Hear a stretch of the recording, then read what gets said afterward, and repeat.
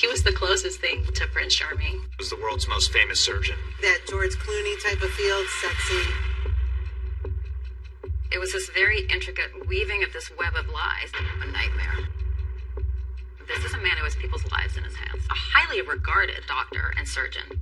People could be dying. I got my money and I can't let go. He padded his impressive resume. This guy had falsified his qualifications, his work experience. Well, that's interesting for a guy who's going and cutting people's necks and chests open. It's not like somebody was standing there waving a red flag saying, "Caution, caution, this man's a fake." The very first thing he told me was Andrea Bocelli was going to be singing in the church. And then he added John Legend. Then it was Elton John. The guest list just kept growing and growing. Russell Crowe. The Beckhams. The icing on the cake was that the Pope was going to marry them. I was like, are you kidding me? I understand why people go, really? You thought the Pope was marrying you? Like, come on. Just trying to wrap our brains around everything, how we could all be so fooled. There's a maniac out front of me. And those medical breakthroughs? The suffering was horrendous. How is this guy being able to do these operations? Every stone we turned over, we found a new lie. The doctor should be jailed for what he did. You have to ask, when does medical deception become medical crime? If we don't do anything, a lot of people will die. She was on this mission. She wanted to see him and look him in the eye and ask him, like, what the hell? How dare you? Who the hell does that?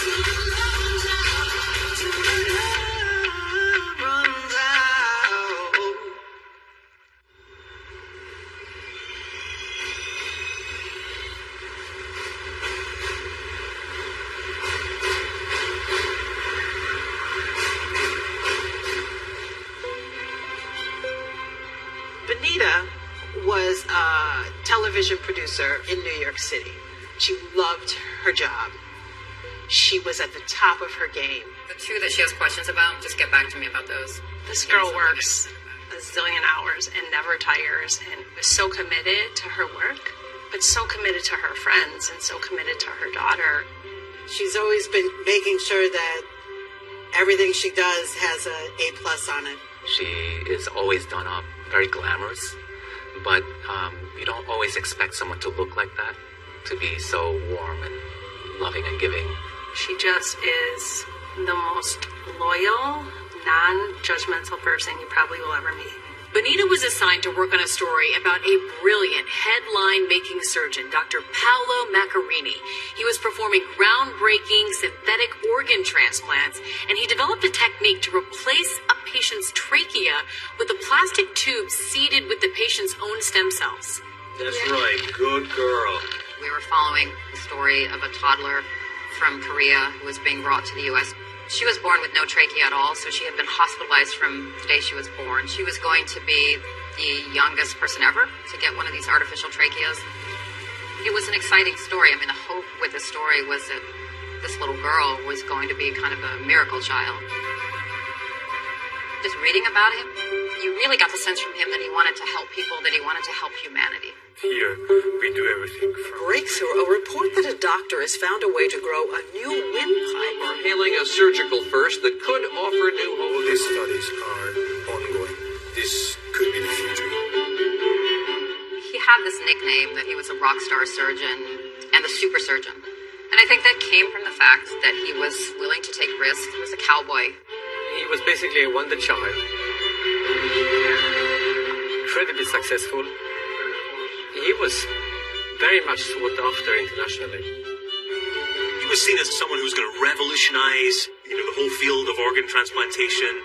It seemed as he was able to tailor-make organs that you could perhaps even mass-produce in the future. People were thinking that with his technique you could do synthetic hearts, synthetic livers, synthetic esophagi, even synthetic parts of the brain. He held a post at the Karolinska Institute in Sweden. That's where they hand out the Nobel Prize in Medicine. They thought of him as maybe someone who would win a Nobel Prize one day. Did I think he was going to be a part of my life? No, absolutely not. We met the afternoon before we were going to sit down and interview him. And it was the weirdest thing. He comes around the corner, he looks right at me, and in that second, something happened. I mean, I got this sort of chill through my body, like there was some sort of electric spark, and I remember in my head thinking, what the hell was that? I'm saying to myself, okay, whatever this is, like, don't think about it. I think the thing that was always a question mark to me was my personal life. I had recently been divorced from my husband of 12 years, who was the father of our daughter. It was a messy divorce, and it was difficult. I had a rebound relationship with a lovely person, but I wasn't ready to be in another serious relationship. I was just kind of putting one foot in front of the other and getting through. I've always been a workaholic, so that's always been my refuge. And now with Benita's upcoming story about Dr. Macarini, she began spending a lot of time away from home in Illinois, where the surgery was going to take place. And on top of everything, there's added pressure. When Paolo and Benita first met, her ex-husband had brain cancer. And it was heart-wrenching. The prognosis was awful. And it was just really difficult. I knew I was going to have to tell my daughter that her dad was dying. I couldn't even fathom how to do it. She was only 9. It was very strenuous because she's trying to hold it together for her job. She's trying to hold it together for her daughter. She's trying to hold it together for everybody and everything else except herself. Paolo was a really good listener. He and I started going to dinners, and I was kind of pouring my heart out to him about all this stuff. He gave me really sage, solid, kind advice. I have amazing friends, but I was in Illinois. They weren't there, and I needed someone to lean on. He was really comforting and really helpful, during that period at a really critical time. Was very close to the end with my ex-husband, and he was in hospice, and he was already in a coma at that point. I couldn't physically say goodbye to him. And Paolo kept saying to me, you need to find a way to say goodbye to him. However you do it, in your own way, it's the only way you're going to be able to get through this. And so I said, I know what I want to do, and Paolo said, okay, I'll help you. Birds of Paradise were my ex-husband's favorite flower. We had them at our wedding. So he drove me on his motorcycle, and we went to a flower shop, and we took a long motorcycle ride along the Illinois River until I found a place that I wanted to throw them in the water. And there was something about that day, the fact that he had taken the time, that he had driven me all the way out there, and he just sat there waiting patiently while I did what I had to do. And he hugged me. He could see the pain in my face, and I didn't resist. And it wasn't just a quick hug. There was something really sort of intense about it. I remember thinking, I'm falling for this guy. That was the moment I knew. That day marked the beginning of our romantic involvement. But it was really complicated. Paolo explained that he had been separated for years, but the divorce still wasn't legal, and Benita, she was still a reporter doing a documentary on him. It was really difficult because I was falling in love with somebody that I was doing a story about, which you are not supposed to do. If you get involved with somebody, your objectivity could be compromised. And I agonized about it. I was very surprised to see her so focused on this guy. And so I figured he must be special to kind of take that risk. Did I compromise my journalistic integrity? Yeah. I really didn't know what to do. And that's when Paolo really upped the stakes. He told her he was whisking her away with him on a long weekend in Italy. Against her better judgment, she agreed.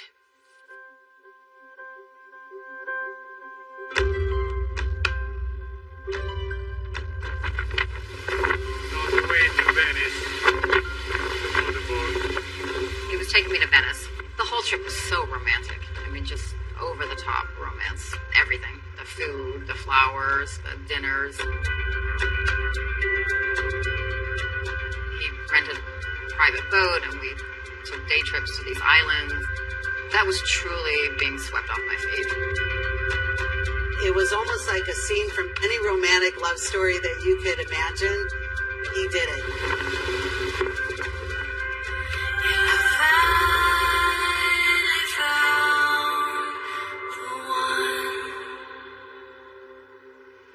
This started out as a beautiful love story.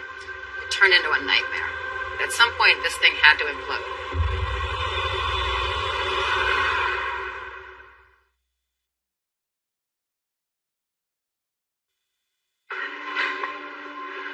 Oh my God. I never had this fantasy of Prince Charming coming in.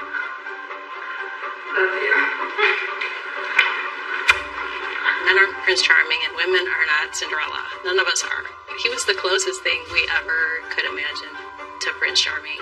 Paolo came into Benita's life and he was gorgeous, had an amazing career, spent money on her. This is our cave of love, with so many roses, petals on the floor, and the most beautiful woman. I love you. I love you. I love you. I love you. I love you. It was a constant shower of flowers and gifts. He would leave notes and lipstick on my bathroom mirror. He gave me a lot of really beautiful jewelry. He seemed to have unlimited money. To drop $10,000 on something was nothing for him. He would spend money like you would not even believe. The food, the roses on the bed shaped like a heart. And then there were the trips, long weekends around the world. We are here at the Athens airport. We went to London, we went to Mexico, Russia, Sweden, Puerto Rico, the Bahamas twice, Greece. I love you, my love. Her life suddenly went from very down to earth to this kind of glamorous, almost celebrity lifestyle that I was like, what is happening to Benita? Paolo kind of gives you that George Clooney type of feel, that salt, pepper, gray, sexy kind of guy. He spoke, what, Seven languages. 7 languages. He reminds me of that beer commercial, the one with the most interesting men in the world. He is the most interesting man in the world. You know, meeting for the first time, frankly, was a bit intimidated. I thought, here's this extremely well-educated person, world-renowned surgeon. What am I going to say to this guy? And he was just incredibly down to earth. You know, it was really easy to talk to him. He would record these little video love messages to me. Just wanted to send you a few loving good morning words and a lot of kisses to my princess. I mean, he was even concerned about her friends. I had breast cancer, and he called me about, what to do with my surgeries. Benita had a sparkle in her eye. She was blushing a lot. She had finally met the person that she was supposed to be with.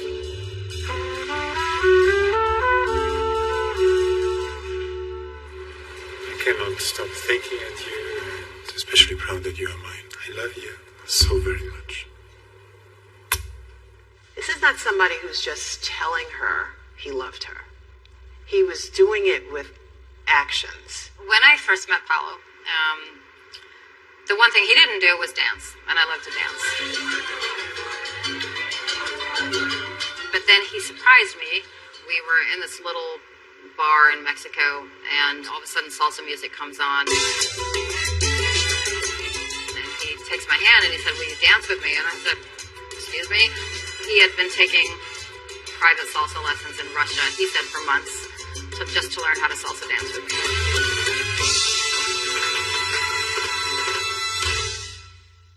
Benita had a strong support system, friends and family members who would look after her daughter when she spent time with Paolo.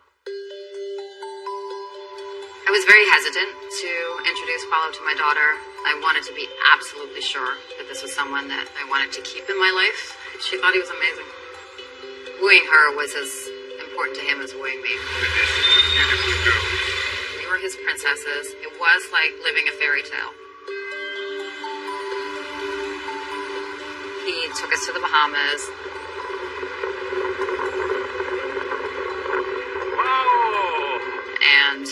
He was amazing with her. Oh, we had a ballet. It was the first time since her dad died I had seen her seem happy, and I distinctly remember thinking, if anyone is going to step in to try and fill her dad's shoes, he's a great guy to do that.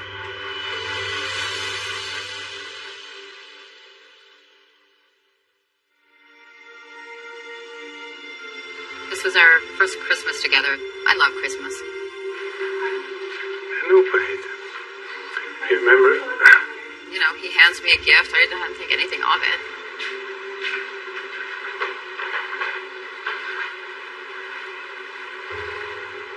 Oh my God. I opened this gift and it's a ring. And I looked at him like, is this what I think it is? And he's like, yeah. I actually couldn't talk for a while. It was a gorgeous ring and I was so stunned. That's how he proposed. It was sweet. And that ring, he slipped and admitted that he had spent $100,000 on it. But they still had a lot to work out, like Paolo's divorce. They had to figure out where to live. How would they balance their careers?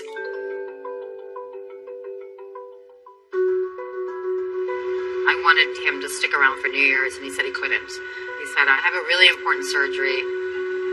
I have some really high-powered clients, like dignitaries and world leaders and... what? That's when he told me that there was this kind of clandestine network who are on call basically for these people.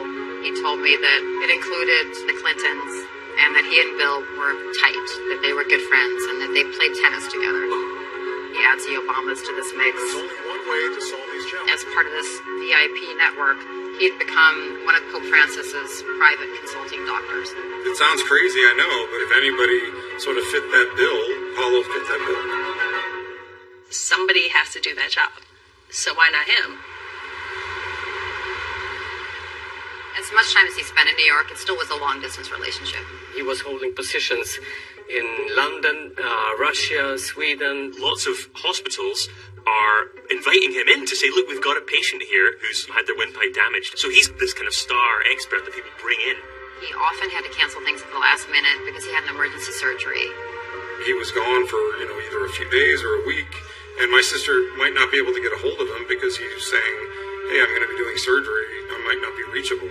I mean, it all seemed to make sense. It was frustrating, but it's the hazard of dating a super surgeon. So happy, just cannot believe it that in 3 days I will see you again and book my flight.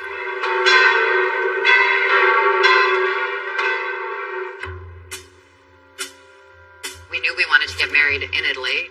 We didn't have that much time. And he said to me, look, let me take over all the planning of the wedding.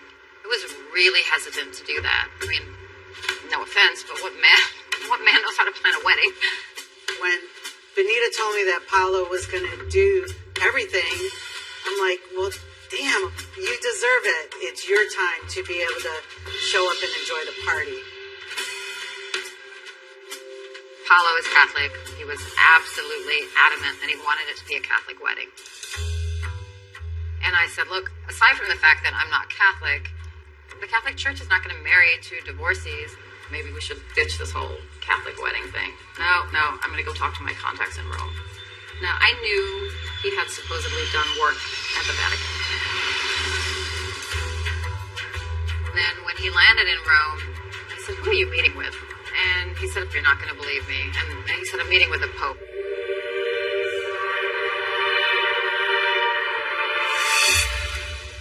He goes to this meeting, and I'm waiting, and I'm waiting, and I'm waiting. And he finally calls me, and he's like, you need to sit down. And I'm like, what's going on?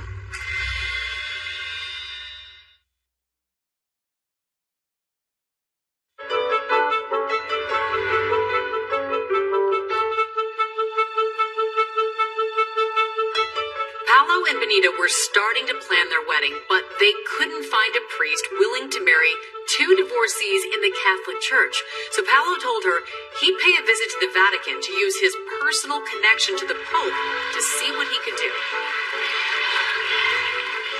He finally calls me, and he said, they took me in to meet Francis, and then he said he can help us. And then he said, but, and there's this long silence on the phone. I said, but what? He said he offered to marry us himself. And I said, oh, the Pope doesn't marry people. No, I'm serious. He wants to marry us because we're both divorcees. He thinks we're the perfect poster couple to push forward his forward-thinking agenda to change the Catholic Church. And I got so mad. I said, I'm going to talk to you later. And I hung up.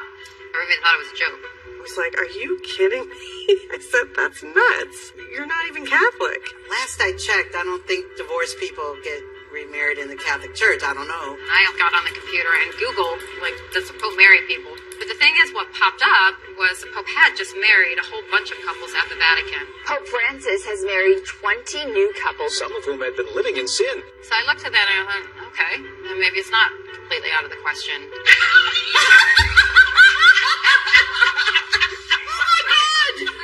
No, I'm not joking. We're getting married by the Pope. From that moment on, I felt like my head was spinning, and it didn't stop spinning.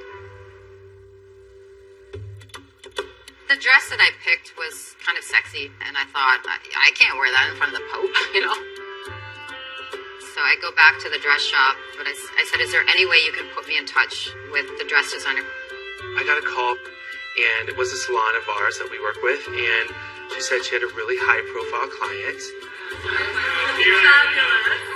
So I took a couple friends with me and my daughter, and I was videotaping the meeting. I thought, if this is really happening, I'm going to start documenting all this stuff.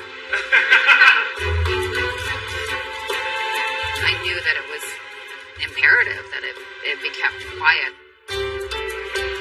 So I had everybody sign a non-disclosure agreement. Basically, you signed to not tell anybody anything. Zip it, lock it, put it in your pocket. Is there going to be a lot of Italian family there? Are they very, traditional?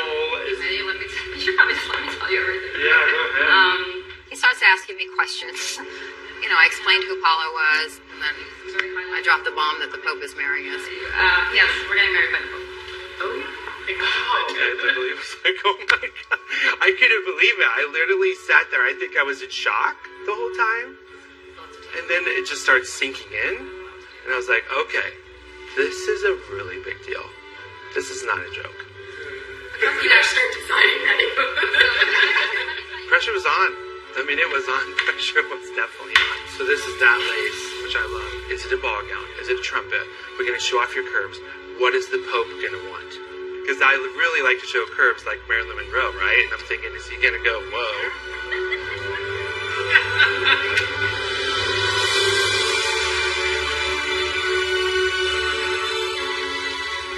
Paolo claimed that the Vatican had offered us the Pope's summer residence, which is in a small, beautiful, romantic little town called Castel Gandolfo.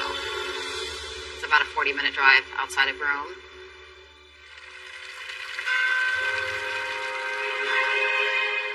He said he had secured a castle, and that's where everybody was staying. It made perfect sense in the scheme of the whole Prince Charming thing that we would stay in a castle. He would reveal the surprises to me sort of slowly, one by one. The very first thing he told me was that Andrea Bocelli was going to be singing in the church. I was like, wow, really? He said that his mother and Andrea Bocelli's mother knew each other because they were from the same town in Italy. And then he added that John Legend was going to be playing during the ceremony. I had just read that you can actually pay John Legend to perform at a private party. Surgeons are known to have money, so I would think, okay.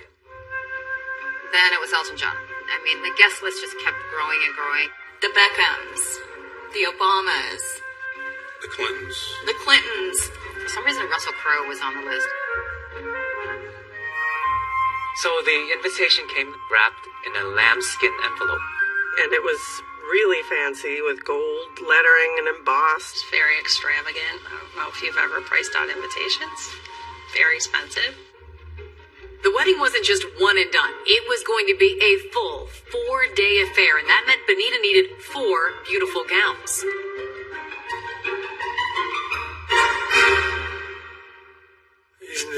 incredible that next week we are to visit the place where we will marry.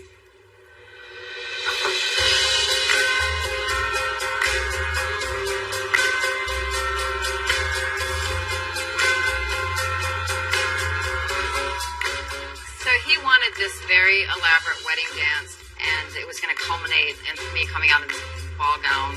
But he wanted that skirt to come off, and so she could show off, like, you know, her moves. He was just going to grab her, pull her in, and then rip. There we go.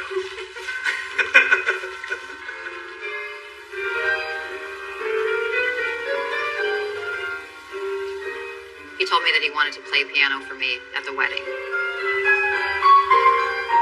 And that he had played piano as a child, but he wanted to relearn the piano. My daughter was playing violin at the time, so he'd be there playing the piano, she'd be there playing the violin. It was actually lovely. But while the wedding prep was kicking into high gear, Benita said Paolo was becoming increasingly tense about work. In November of 2014, we had a trip planned to California to spend Thanksgiving with my family. And he had been really stressed in the weeks before. He had been talking to me for some time about how there were people that were against him and his enemies. And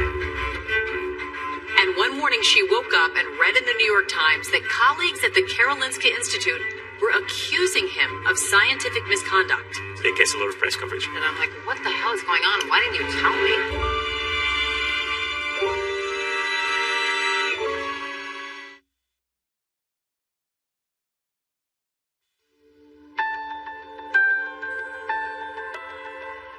You've got Benita and Paolo gearing up for the wedding of the century, and then in Paolo's professional life, well, there were serious criticisms being raised. As with any pioneering technique, there were some complications, and it wasn't a clear-cut success from the beginning. Little Hannah, the subject of Benita's documentary, she sadly never made it out of the hospital after her surgery. I was devastated. I had become very close to her family. It was awful. Paolo was really depressed. We had become very attached to her. We all hoped that one day we'd be going back to Korea to see her running around at home. Now she was dead, and it was awful. Paolo headed up a research lab at the Karolinska Institute, one of Europe's top-ranked medical universities, and had performed 3 trachea surgeries at its affiliated hospital. Several doctors who worked alongside Paolo, some tending to the patients he had implanted with those new tracheas, started voicing concerns about the new procedure.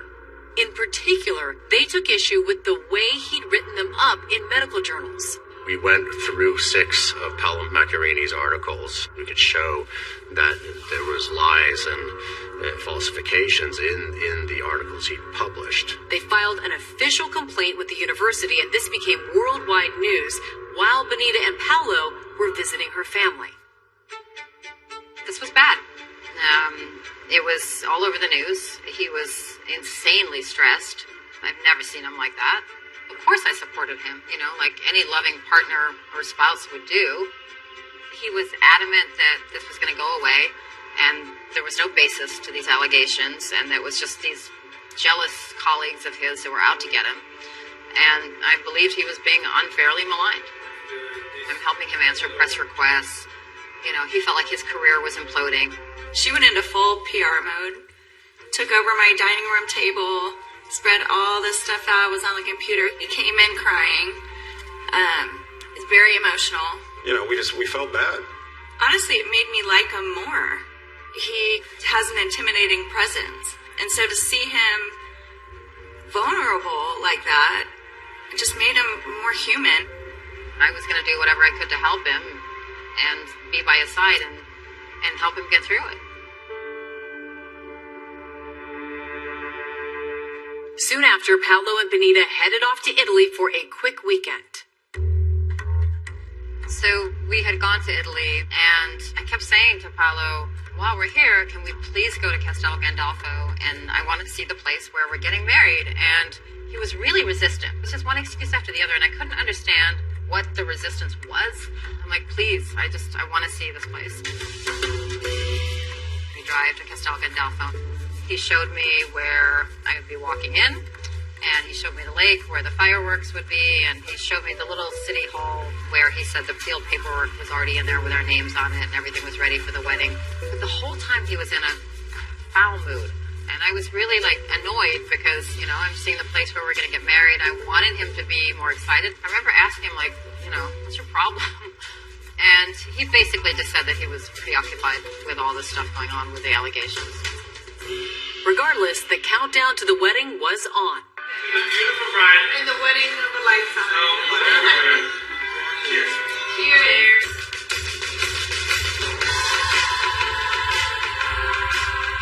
The excitement for this wedding was palpable. With my friends, we started calling it the wedding of the century. It just felt like this was going to be akin to a royal wedding. It started to feel like she was Princess Diana or something.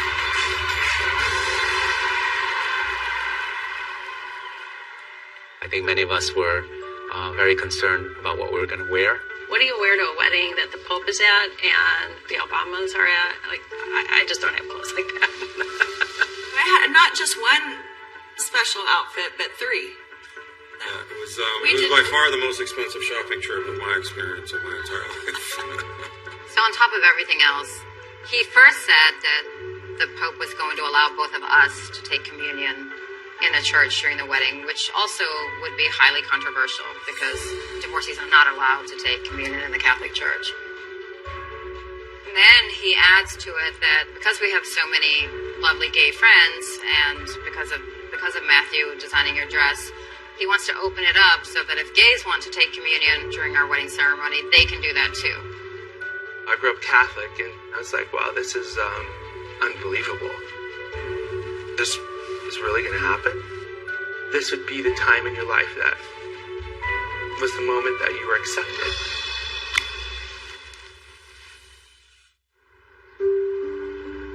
And after the wedding, they decided Benita and her daughter were going to move to Barcelona with Paolo, where he had a home. Benita quit her television job and pulled her daughter out of her private school and got ready to move. This is the place where you and I will live for the rest of our life. I love you. 3 or 4 times we were supposed to go to Barcelona, and every time at the last minute there was an emergency surgery. Every single time. Her leaving her job and having never been there, I was kind of like, wow, that's odd. I had asked a group of girlfriends to go to the spa.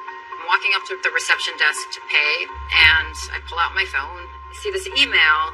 The subject line just says the Pope. She looked stricken. It was like somebody knocked the wind out of me.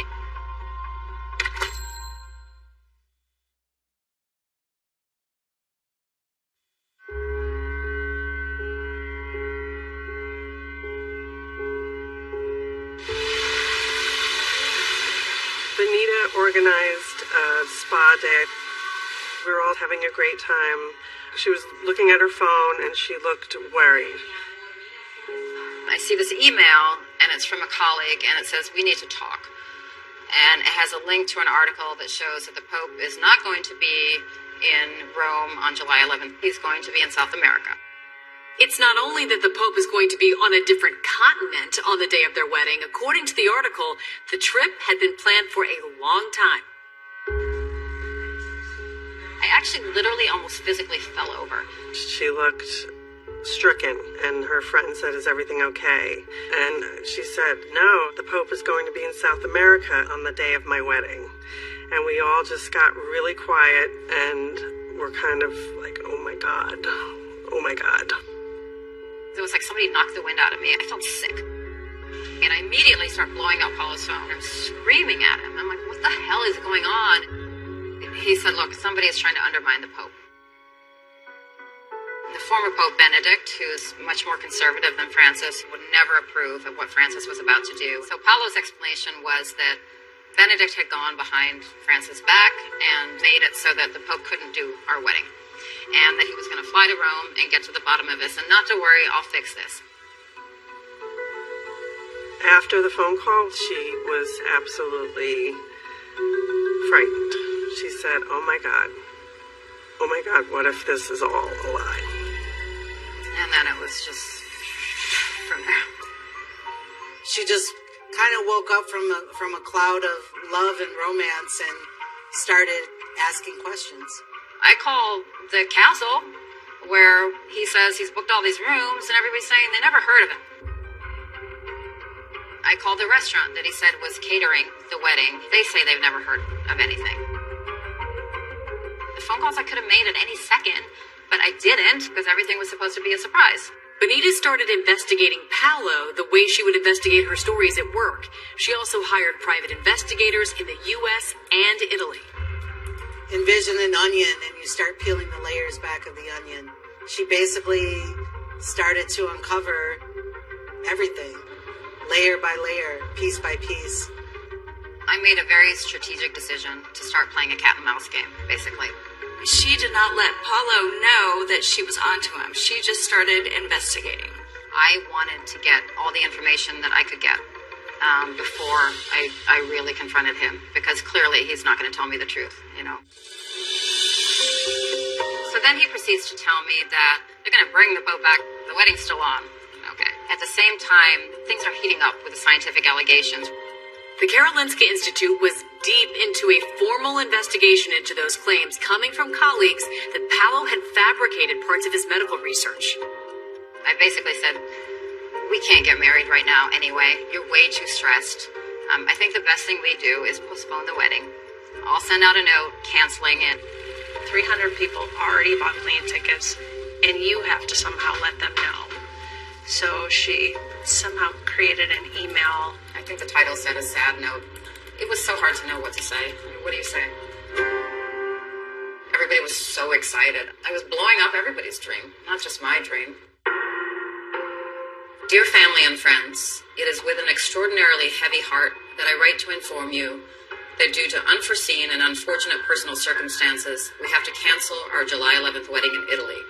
We greatly respect the lengths and expense you've undertaken in order to make plans to celebrate with us this summer, and we are deeply sorry for the great inconvenience this causes. We respectfully ask for some privacy to figure out our next steps. I was saying, what? My jaw could have been on the ground. It would have been on the ground. Oh my God. It was so much because the staff had to put so much work into this. How do I tell the workroom? After we sat there and pinned every ruffle through, we went through every lace placement. We went through all this stuff for Benita, who deserved all that beautiful work, and for that day for them. My feelings were just crushed. Also devastating for Matthew was the realization that he wasn't going to be getting communion from the Pope. Paulo told my ex-partner and myself that the Pope was going to grant us communion to a same-sex couple that had been married, and that's never been anything that's been done before.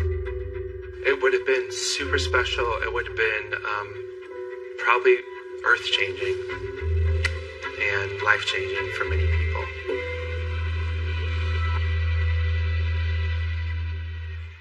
It was insane. It was so upsetting for all of us. We were upset for her. She was just starting to discover all sorts of truths, or I should say discover the lies he had told. And they started to pile up one after another after another. Benita managed to get the Vatican to verify Paolo was not the Pope's personal doctor. She called in a Clinton contact and found out they'd never heard of Paolo. And she couldn't find any evidence that the Obamas knew him either. And that engagement ring he said was worth $100,000, she had it appraised, and it was worth about $1,000. And the big kicker was the Italian investigator found records that Paolo and his wife were still married. The whole time he was planning this grand wedding, he legally had a wife. At this point, Benita was reeling, and she decided to use her non-refundable plane tickets to head to Italy on what would have been her wedding weekend to get some answers. I wanted to go to Italy to investigate for myself. I wanted to see the places I was supposed to have been going, and I wanted to go to the house in Barcelona. I knew there was something hidden in that house in Barcelona. I didn't know what it was, but I knew there was a damn good reason he'd never let me go to that house. And I thought the only way I'm going to find out what it is to go there and for him to not know that I'm going there.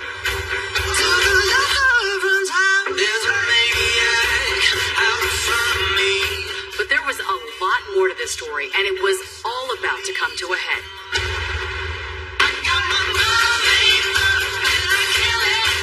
Every stone we turned over, we found a new lie. If we don't do anything, a lot of people will die.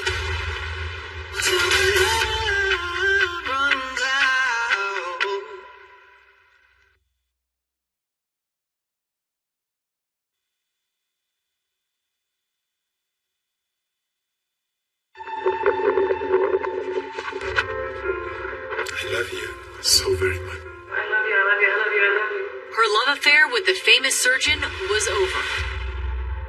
Her over-the-top wedding was a fiction. No famous guests, no Pope officiating. But Benita was heading to Europe to confront the man whose big love was a big lie. It's extraordinarily painful and devastating beyond belief on so many levels. She was a mess. She was a mess. But she was on this mission. She wanted to see him and look him in the eye and ask him, like, what the hell? But was Benita the only victim? What about those groundbreaking surgeries and all the patients who died? I'm not even angry about what he did to me. I was enraged about the patients and the people whose lives he was putting in danger. In the field of psychopathy, nobody who does what Paulo was doing in their personal life had not already done that in their professional life. You're gonna get to the bottom of this. My heart is in my chest. This guy had falsified his qualifications and yet was going around the world performing human experiments, masquerading as cutting-edge operations. He was a fraud. He was a con man. I couldn't crawl under the covers. I had to expose him.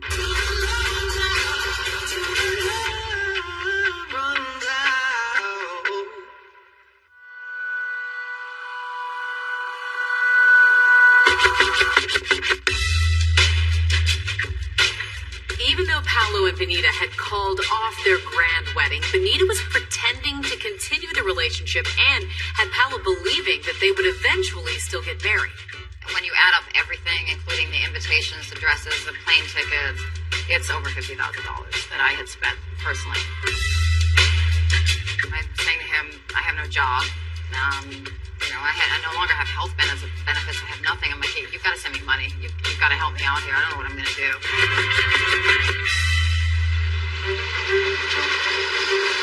Many of the guests invited to the canceled wedding still headed to Europe since they bought non-refundable plane tickets. Benita went to Italy too and met up with friends once she got there. I flew there on what was supposed to be the wedding day, by myself. I ordered myself a glass of champagne on the plane and toasted myself at 6 p.m. when we were supposed to get married and cried.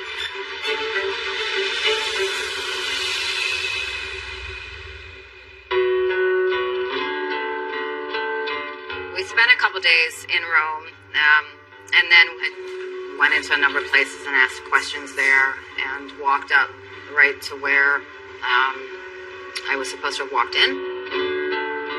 I remember seeing her. I went by her hotel room because I ended up not canceling my trip. She was a mess. She was a mess, but she was on this mission. One of my friends before I went said, why don't you bring one of the dresses? You were supposed to wear them. I changed into the red dress and we took some photos. It was emotional. Somehow in putting on that red dress, it was just me telling myself, you can do this. You can get through this. You're going to get to the bottom of this.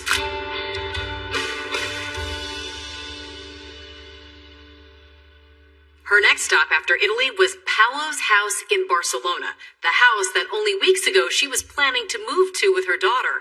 She was convinced this house was the missing link.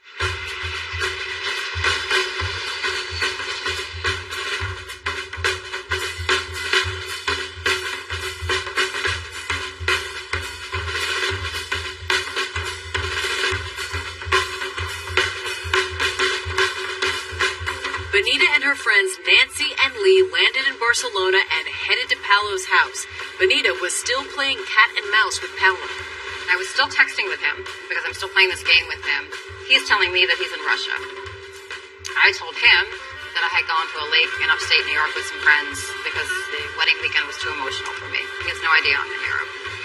We're in Barcelona. We're getting ready to do a little road trip. Also known as a stakeout. I really didn't know what I was going to find out, but I wanted it on videotape. I had so much nervous energy. So we decided that I was going to wear this blonde wig. I think deep down she wanted to see him and look him in the eye and ask him, like, what the hell? Oh, who is this blonde woman in the back seat? Benita was super nervous on the drive to Paolo's house in Barcelona, and it was literally up a hill, up a mountain. We were basically just trying to keep her lighthearted and happy. There was something we were doing all along the way. We would stop all along the mountain and have a couple scenery shots with some hand gestures. You know, giving the middle finger. It was more about a sign of strength to be like, you know what? Boom. He lives like at the top of this hill, and we get to the top, and I was shaking. We drive by the house, and I'm watching behind, and all of a sudden I see somebody. So I yell to my friends, I'm like, somebody's there. And they jump out of the car, and they walk down the hill. It was Paolo, and he was not in Russia like he said. I'm in the car, my heart is pounding, and I saw him come down the steps with his dog. He's there. And I was angry as hell. I was angry as hell. You lying sack of yeah, I see you. In your white shirt and your black shorts and your gray hair. You. As I'm videotaping this, I see a woman and 2 kids. From what I could tell, he had a whole family there. Who's this woman in Barcelona? Does the wife he's still legally married to in Italy know about her? Are these young children Paolo's kids? Is this another woman he duped? These are all maddening questions that Benita to this day still doesn't have definitive answers to. 2 little kids coming down the stairs. Wow. That was unexpected. So that kind of threw a little monkey wrench in it for all of us. I knew Paolo had a wife. I knew about the wife in Italy. The woman in Barcelona is not his wife. My heart is in my chest. I'm gonna puke. Up until then, I had been thinking about getting out of the car. Once I saw those kids, I couldn't move. So we ring the doorbell, and he answers the door. Hola, Paolo, ¿cómo estás? And it was just like, holy crap. He answered the door. Comes out in his t-shirt and shorts. Shocked as all get out. Like, what are you doing here?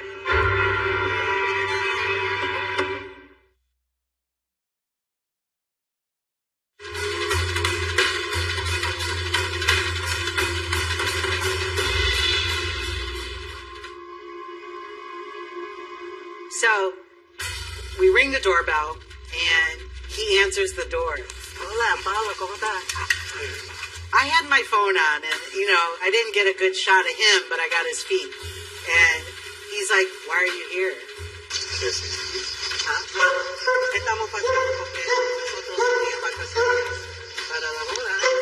And we're like, oh, we wanted to give you a gift, you know, for the wedding that never happened, basically. Oh, yeah. thank you so much.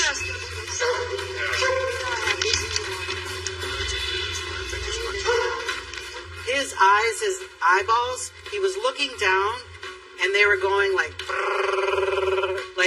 he was calculating. He was trying to figure out what lie he told and what he was going to say next. And then he said, well, where's your card?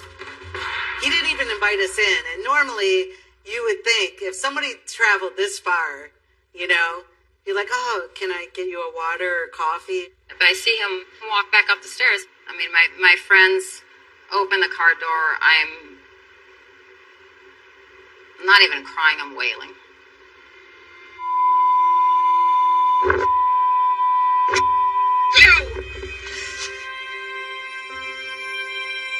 The last time I ever saw him was when he turned around and walked up those stairs to go to his house in Barcelona.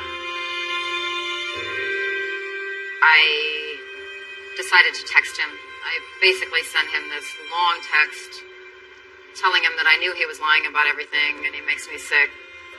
He writes back one word. Wow. That's all he said. Wow. I was devastated. I was shattered. She had quit her job. She had no money coming in. She took her daughter out of school. It was awful. She honestly went pretty dark and silent. We just, felt awful for her, awful for my niece.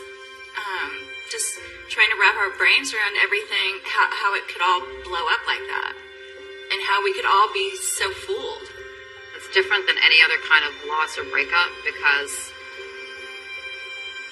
in an odd way there's nothing to grieve because the person that I thought I was in love with didn't exist. At the same time, it's extraordinarily painful and devastating beyond belief on so many levels. When there's somebody that you care about and they finally put their guard down to be loved, to have this piece of crap person come in and just be such a good con artist, it still breaks my heart to this day.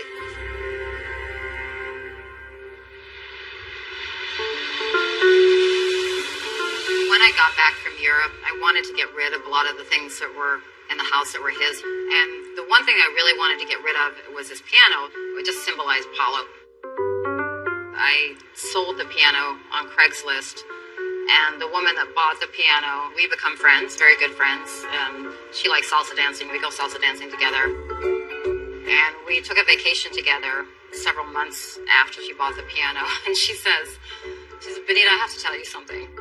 I said, do you actually know that that piano actually has pre-recorded classical music?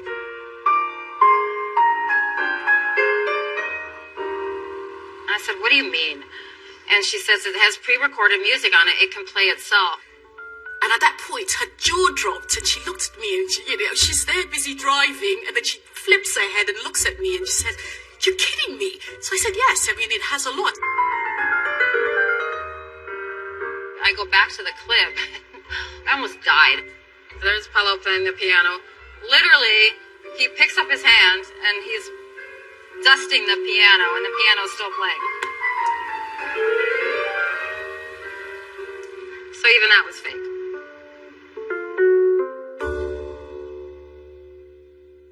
I think in hindsight, many of us sometimes wonder why we didn't see all the signs.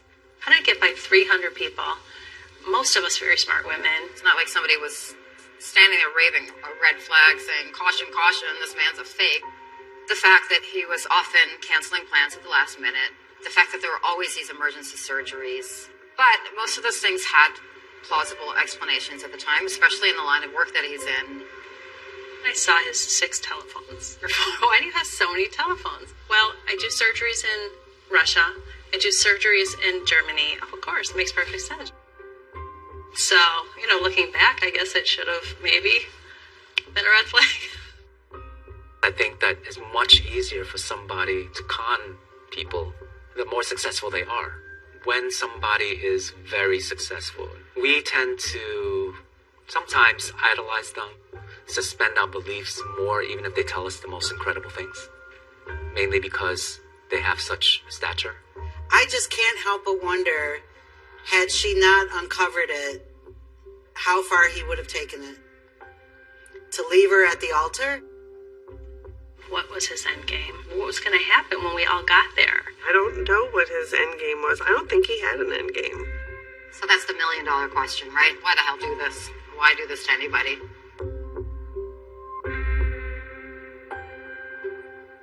Why did you do this to me?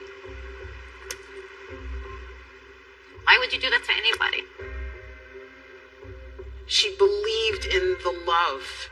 And then to have all of that just fall apart in the worst of ways was almost unbearable. What would you do if you had given up your life for something that you believed in and trusted? You were on a mission then to make sure that others knew. As furious as it makes me, the thought that this is a man who has people's lives in his hands. This is a surgeon. People could be dying because of this man, and therefore I couldn't stay silent. I couldn't crawl under the covers. I had to expose him.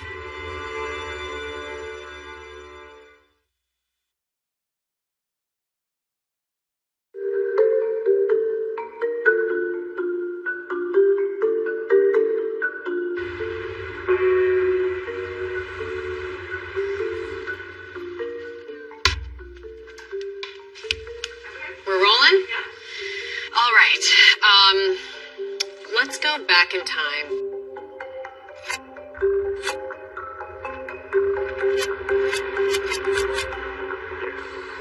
You ready? Hallelujah. It was complicated even from the beginning because you were doing a documentary about him. From a professional point of view, obviously a big no-no. Professionally, I was so conflicted and tormented, actually. My thought process was, I'm head over heels in love. I thought I was going to spend the rest of my life with this man, and the risk was worth it. I've been through so much, and at that point in my life, I just wanted to be happy. I cannot stop thinking at you. Did you ever think this is too good to be true? It's hard to answer that now. You know, I remember feeling like I was floating on clouds, you know. I was so happy and so, sort of giddy. I was giddy with happiness. Sounds like a drug. Yeah, I had never thought of it that way. But I think when you first fall in love, you're infatuated, and those initial moments, months, whatever they are, being in love, it is like a drug, right? Wow. Here's this guy, literally Prince Charming. Too good to be true, a VIP doctor, the Pope's officiating your wedding, Andrea Bocelli is singing, he's got this unbelievable guest list going on. You didn't even doubt it for 1 second? Honestly, if it weren't me, you know, I was like, come on, give me a break. Really? You thought the Pope was marrying you? Like, come on. I get that. It looks absurd. When you're in it, it's like a spider weaving a web. It was this very intricate, slow, meticulous weaving of this web of lies. You're so caught up in it, you don't really realize what's happening. I'm so happy I see you in less than 48 hours now. What gets you the most angry about what he did to you? My daughter.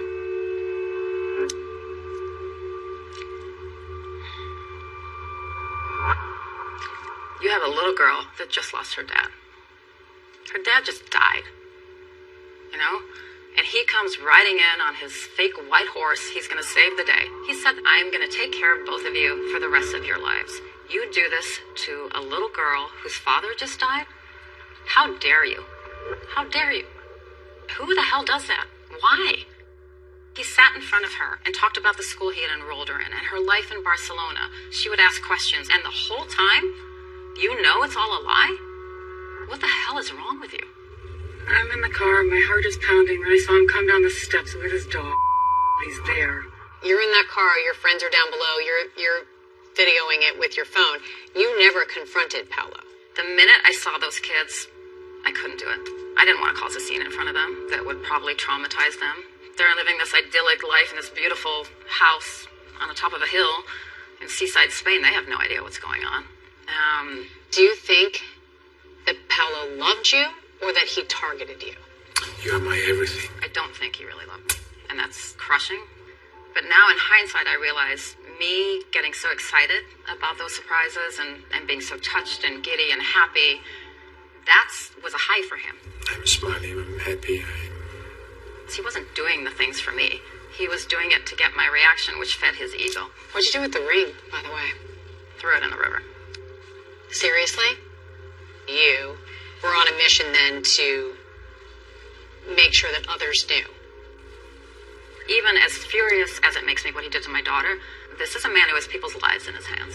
This is a surgeon. People could be dying because of this man, and therefore I couldn't stay silent. I couldn't crawl under the covers. I had to expose him.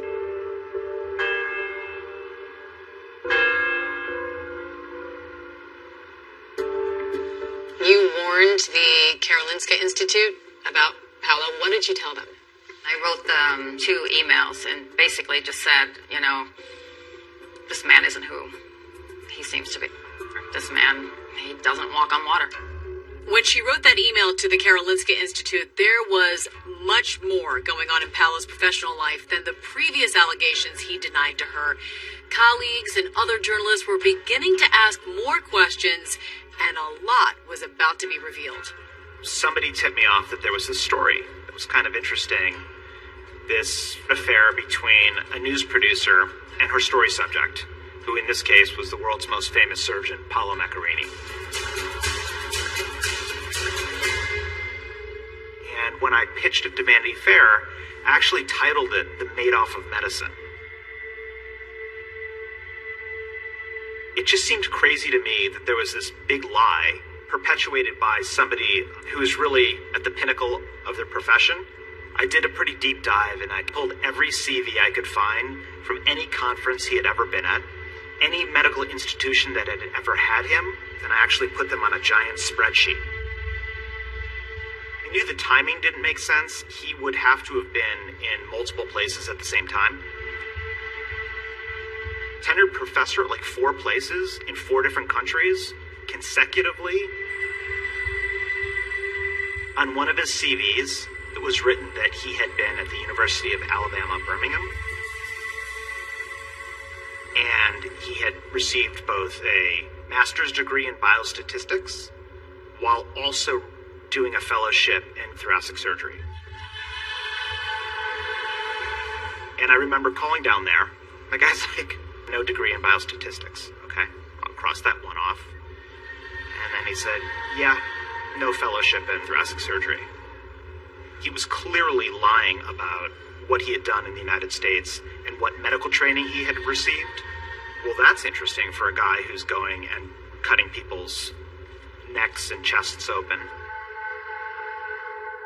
Paolo was already a surgeon, but why would he claim he had all these other qualifications as well? Didn't he think padding his resume was risky? I talked to my editors and we started thinking, well, let's just keep pulling on this thread. Even then, I did not think that by pulling that thread, we would completely undo the sweater. Adam also found that Paolo misrepresented his status as a professor at a university in Italy and that some of his Italian colleagues knew about it. What that didn't translate into was what we might expect. This guy had falsified his qualifications, his work experience, and yet was going around the world performing human experiments, masquerading as cutting-edge operations. We operated her 191 times for different complications. She had suffered at least 2 strokes, lost much of her vision. We had to clear her throat, basically, every 4 to 6 hours, 24 hours, 7 days a week. Which had absolutely catastrophic effects. I didn't get why somebody in his position would pull a full Icarus and fly so close to the sun.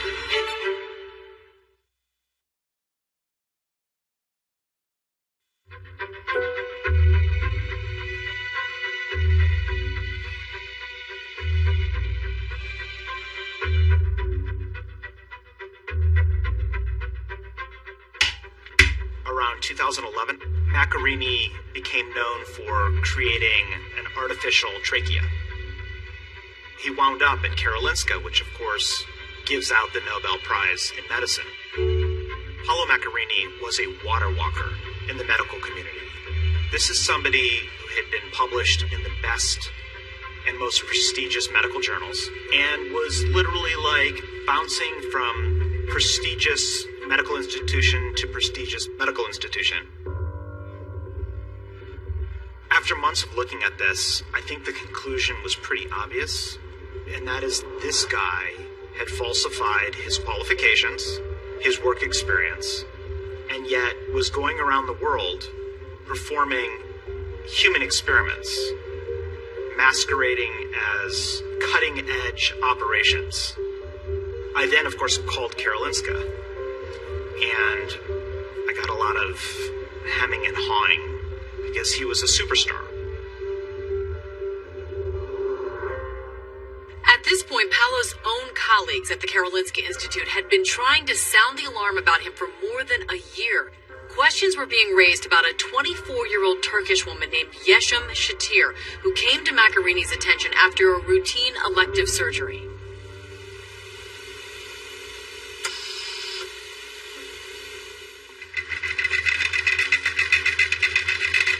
Surgery went forward in Turkey, and in the course of that procedure, her trachea was nicked. The surgeons in Turkey tried to repair it, and there were some complications. Macarini was called in to consult, and the decision was made to operate. By this time, he had already performed 4 of his pioneering artificial trachea implants on patients. This is how the procedure was said to work. The synthetic trachea was made of plastic, the same kind of plastic used to make water bottles, and the tube was first coated with the patient's stem cells. And once implanted, the patient's own stem cells would generate new tissue and a functioning trachea.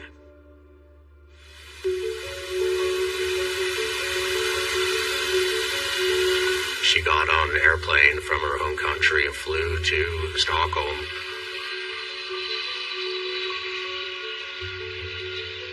Got off the plane and went to the hospital, where she then was operated on and had her trachea replaced, which had absolutely catastrophic effects. In total, we operated her 191 times for different complications.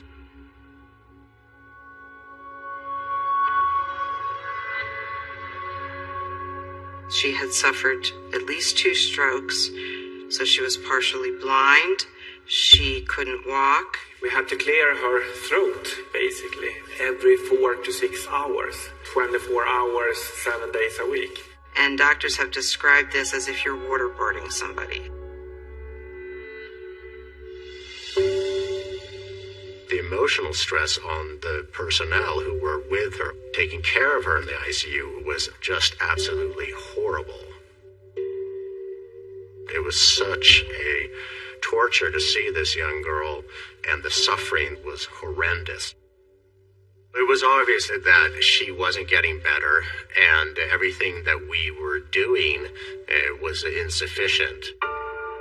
Desperately trying to save Yeşim, Matthias and several of his colleagues started digging through the papers Paolo published about his largely successful, groundbreaking surgeries. But when they compared those papers with the patient's real-life medical charts, they became convinced he was falsifying data to make the surgeries look more positive than they actually were. The first patient that most of Paolo's science is based on was operated in 2011, and according to Paolo's scientific writings, yes, you could see a healthy trachea starting to develop. According to the real biopsies, there was nothing. He was dead. It said that he had a normal functioning airway, and that wasn't true. They said was that the patient was doing fine and had no major complications, and that's not true. One of his lungs was completely obliterated from a chronic infection. The patients were not getting better. It was unclear whether he actually had the proper ethical approval to do these operations on patients in the first place. It was beyond belief. We would have never in our wildest dreams thought that somebody would be capable of lying about so many things, but every stone we turned over, we found a new lie. The first thing we did was inform our boss, and then we also informed Paolo Macchiarini's bosses. We wanted to discuss this to say, if we don't do anything, a lot of people will die from this. Several of Paulo's colleagues at the Karolinska Institute wrote up a detailed 500-page complaint accusing him of endangering the lives of his patients. And the response was basically nothing. I think they thought there'd be some justice there, or at least some intellectual curiosity. What they found was the exact opposite. After several months, the university did launch an investigation into the allegations, which Paulo denied, but ultimately ruled that while his work didn't always meet their standards, no scientific misconduct had occurred. Paulo's contract was renewed, and his work continued. It was just, absolutely insane. We were incredibly upset about the whole thing. It was just unbelievable. But back in the United States, a damning article was about to be published as Benita prepared to tell her story for the first time. He had no business operating. He was a fraud. He was a con man. Everything just tumbled, boom, boom, boom, boom, boom, like a house of cards. Well, the doctor should be jailed for what he did.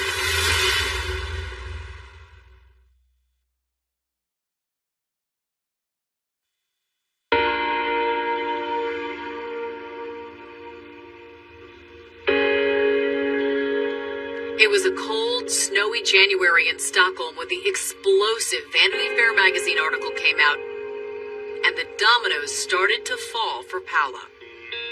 I wasn't sure what the reaction would be because there were two distinct lines in this piece, the personal and the professional. A large portion of the public gravitated to the personal stuff because it was outlandish with the Pope and with all the heads of state coming to this once-in-a-lifetime wedding. I think for me, the story really was that the world's most famous surgeon had gone unnoticed for so long without ever being exposed. Weeks after the Vanity Fair article dropped, an investigative documentary about Paulo aired on Swedish television. I'm working for the university, and we are trying to create new organs. Frankenstein. The documentary raised a number of questions about Paulo's techniques, and it showed footage of him admitting to an issue with the patient's artificial trachea while still forging ahead with another surgery. The documentary also told the personal stories of patients who had died, including this young Russian mother that film crews had begun following, hoping and expecting there would be a happy outcome to Paulo's surgery. In the documentary, one gets to follow closely a young Russian woman who has her life destroyed by these surgeries. And people were just so absolutely horrified by what they saw. Paulo claimed the synthetic trachea did not shorten this woman's life or the lives of any of his other patients or cause their deaths, instead pointing the finger at their underlying health conditions, saying they were fatal and may have been a factor. It's difficult. It's difficult to be attacked and be on the front pages, and at least we would have done something wrong, then I would understand it, but I believe we didn't. The whole of Sweden apparently watched these programs and were outraged. There was sort of a big outcry. It was a national scandal. It was a radical wake-up call for the Swedish people to see this. The reaction was, as you would expect, how has this guy been able to do these operations? So you had the documentary that showed the patients were in a really serious state, and you had the article in Vanity Fair which showed that his personal life was in a weird sort of con man-like situation. And I think once you put those together, the outcry was such that the Karolinska Institute had to do something. Karolinska announces that Paolo Macchiarini is under investigation. They're looking into his background. They're not renewing his contract. They unwind his lab. Then the leadership of the Karolinska Institute resigns. Then the leadership of the Nobel Prize Committee in Medicine resigns. And it was like a bomb went off in Stockholm. The Karolinska Institute launched multiple new investigations into Paolo, and they eventually reversed their previous findings and found Paolo guilty of scientific misconduct. 6 medical papers he published about the transplants were retracted. All the scientific papers were a necessity to build this house of cards, which he was then using to go globetrotting around the world and getting the prestige and the money that entailed.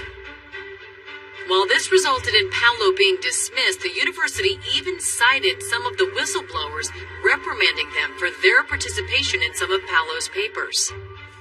We reached out to the Karolinska Institute, and they said it is obvious that KI's initial handling of this case was insufficient and inadequate on several points. It has also led to extensive reform work internally at KI in order to improve and clarify a number of regulations and routines. Swedish prosecutors were also looking into Paolo, asking, were his actions criminal? As Paolo was being investigated in Sweden, his patient Yeshem Shatir had been transferred to the U.S. in a Philadelphia hospital waiting for a lung transplant. She and her father, alone in another country, befriended another patient's family member. When I met her, she had one lung, she was on oxygen, she could not cough up the phlegm, it would choke her. For everything that she had been through, she was such a positive, sweet girl. She really had dreams. She was very close to going to the next level, which would have been moving out of the ICU to the pulmonary floor, and then from there to the rehab floor. It was within sight, but she just couldn't, her body just couldn't handle it.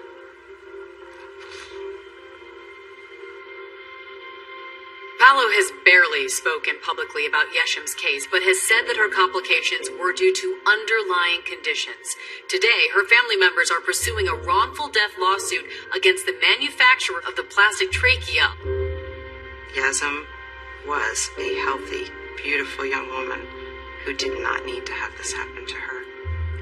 Paolo implanted artificial tracheas in a total of 8 patients. Today, only 1 is alive, and that patient has had their synthetic trachea removed. Do you still believe in the procedure? Of course I believe in the technology. And come on, I mean, the first liver transplant, the first kidney transplant, the first heart transplant, did they go all well? No. If you do something such radically new, you expect complications. If you look at his career, he has made doctors trust him. People get carried away because they see the promise of being part of something fantastic. But nobody wanted to acknowledge it. There was too much everything. He was too big to fail in medicine until he had lied too much in his personal life. Everybody wants a magic solution to whatever disease is going on. Science is not fast. Science takes a long time. If it sounds too good to be true, it usually is. But the story doesn't end there. Swedish prosecutors have an announcement regarding their investigation.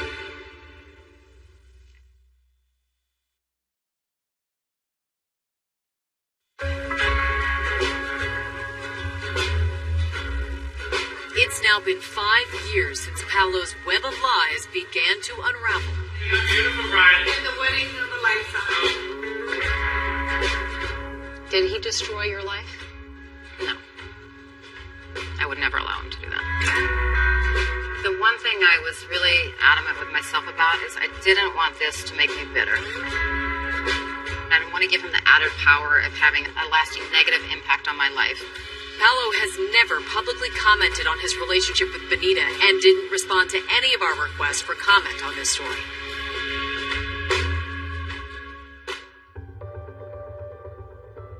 In September 2020, Swedish prosecutors indicted Paolo on charges of aggravated assault relating to 3 of his surgeries at Karolinska University Hospital, including the surgery of Yesham Shatir. He has not yet entered a plea, but has completely denied all the charges. A court date has yet to be set. You have met some of the family members of some of his patients. What was that like? It broke my heart. It is a level of betrayal that is unfathomable, you know. And so there was a unique bond between us because we've both been betrayed by this man that we trusted, that the world trusted, you know. But in their case, someone died. And it was hard to sit with them. It made me so angry. What would you like to see happen to Paolo? I want him to go to trial. I want to go to the trial. And I want him to look around that courtroom and see the families of the patients whose lives he destroyed and see my face. And at least be forced for whatever few seconds to look at us all in the eye and maybe understand what he did. And then I want him to be held accountable. I think he needs to be behind bars.